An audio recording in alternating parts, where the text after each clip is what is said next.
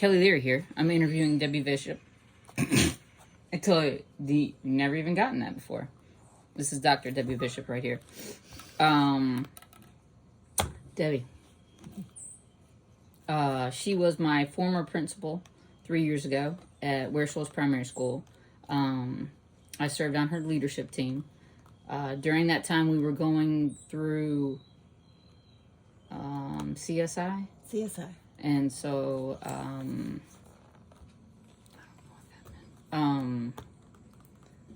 we had just started that, so we were having to write specific things to show, like a plan or something like that.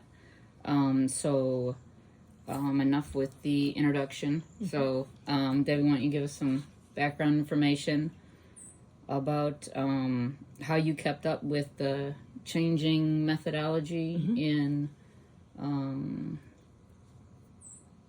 those areas. Okay, so big thing I know was, and what you're talking about, I know we talked quite a bit about this because this was what we talked about a lot in our leadership team. But with CSI, we were the bottom 5% of the school. I think it's Comprehensive School of Intervention and Supports, CSI. I don't remember actually what the designation was, but we're the bottom 5% of Title I schools, and we had to come up with a strategic plan, basically an action plan for how we were going to change our scores.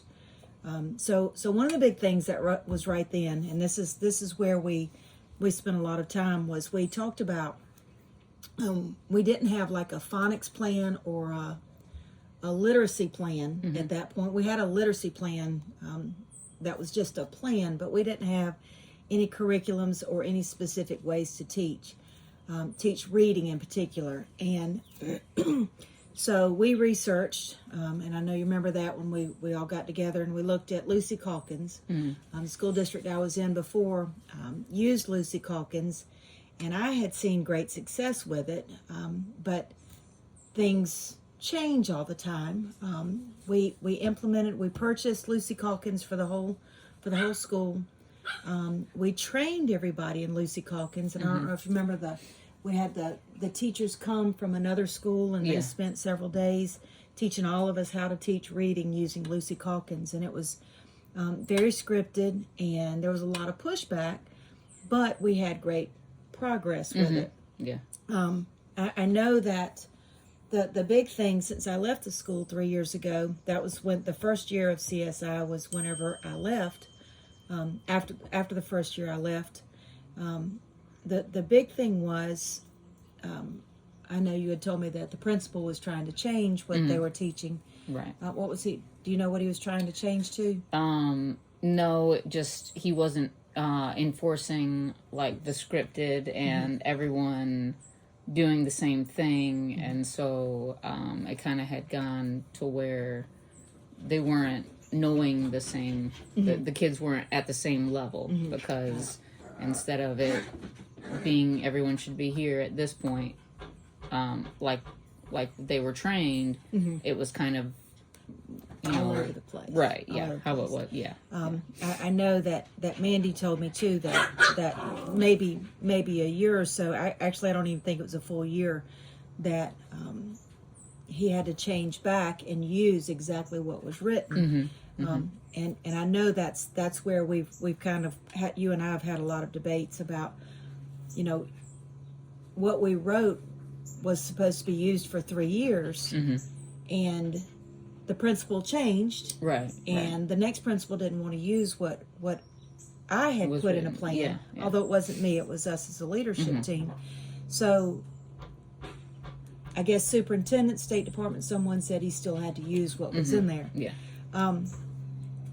So with that, the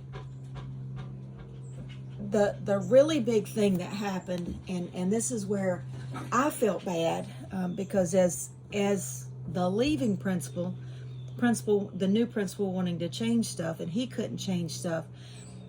That was when the Lucy Calkins report came out that said, and it wasn't by Lucy Calkins, it was based on the science of reading. They were saying that Lucy Calkins was a wash. It wasn't going to teach kids how to read. Yeah. So I felt badly because here he was having to use something that we had written, and it had to be used for 3 years. Now I do think that Lucy Calkins still was the best practice, but he wanted to change it, and he couldn't change it. So that's something that I've struggled with, and often wondered how do you change that? How do you look at a strategic plan or an action plan or a comprehensive school of intervention and supports? How do you change all of that in the middle? So yes. So so what barriers then did you see or come? Well, the biggest barrier, and this is kind of what I just said, was the fact that new research came out that said, hey, we shouldn't be doing this scripted Lucy Calkins, and it specifically said scripted. You shouldn't be using Lucy Calkins. You should be following the science of reading or structured literacy, and Lucy Calkins is neither. So here, the school was made to follow that. The district made him follow that, but it needed to be changed based on the State Department saying it needed to be changed. It needed to be changed because of what current research was saying.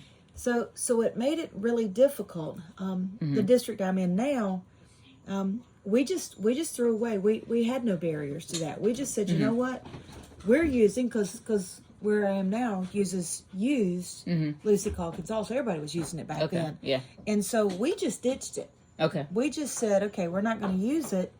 So did you implement something different, or did you guys research? We did, and we went through quite a few things, but we're a bigger district, so we were able to look at it and say, okay, we've got the money. Right. I know that where Shoals didn't have the money to go and put something new in, because that was an unbelievable $200,000 we spent on Lucy Calkins just for the training. Training and the materials and the library and everything. But we had money too. So money was our biggest barrier. But we were able to overcome it. In particular because we had the ESSER funds, we had the COVID funds. That came. The other big barrier that we had was training all the teachers. And I've been in Greenwood for 3 years now, and we are still trying to overcome that barrier of, it takes time to implement something with fidelity. And so we're at year 3, and we're still doing tier 1 instruction with open court. Right. Open court, and we chose the phonics for the first year, and then the second year we added the basals. But it's based on current research that follows the science of reading. So it's really interesting because we were in a situation where we could change what we were using. Right.